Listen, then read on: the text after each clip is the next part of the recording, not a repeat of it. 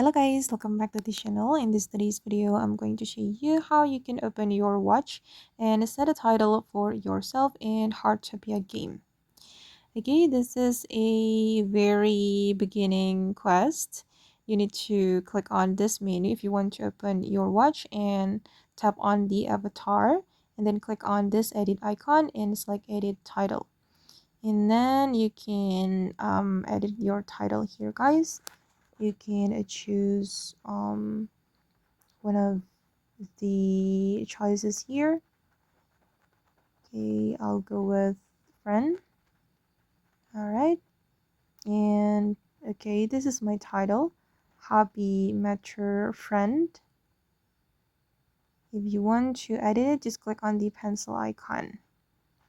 And yeah, I've already completed the quest now. Then we can move to another quest.